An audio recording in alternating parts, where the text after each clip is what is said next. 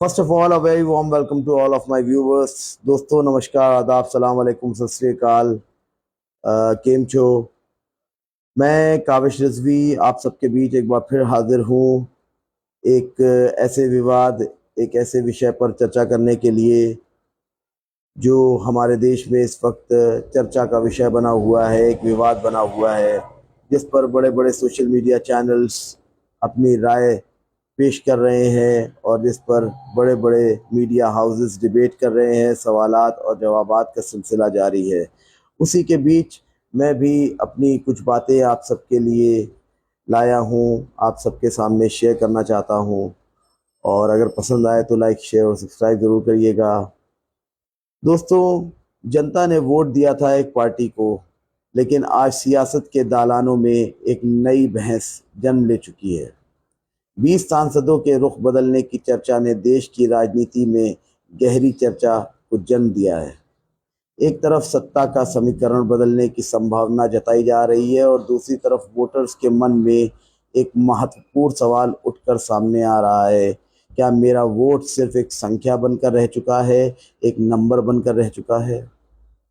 कहा जा रहा है कि कुछ सांसद नया सियासी रास्ता चुन सकते हैं, वहीं पार्टी नैरेटिव इसे जनादेश के विपरीत बता रहा है। अब मुद्दा सिर्फ सांसदों का नहीं, जनता के विश्वास का भी है। दोस्तों, देश के कई सियासी नेता जिनमें राघव चड्ढा जैसे युवा चेहरे भी शामिल हैं, अक्सर जनादेश और लोकतांत्रिक मूल्यों की बातें करते रहते हैं और करते रहते थे और करते रहते हैं। और आज फिर वही सवाल देश के सामने खड़ा है। जब जनता अपना फैसला सुना चुकी थी, तो फिर राजनीति की दिशा बदलने की ज़रूरत क्यों पड़ी? एक मजदूर, एक किसान, एक नौजवान, सबने अपनी उम्मीदें और आकांक्षाओं को वोट के साथ जोड़ा था, ईवीएम के उस बटन के साथ जोड़ा था। लेकिन जब सियासी वफादारियों में बदलाव की चर्चा होती है, तो सबसे बड़ा प्रभाव सिर्फ सत्ता पर नहीं, जनता के भरोसे पर भी पड़ता है। आज सवाल किसी एक पार्टी का नहीं, सवाल हिंदुस्तान के वोटर्स के विश्वास और सम्मान का है। क्या ये सियासी अधिकार है या जनादेश की कसौटी? अपनी राय कमेंट करके ज़रूर बताएं। वोट जनता का था और उसका असली अर्थ क्या निकला?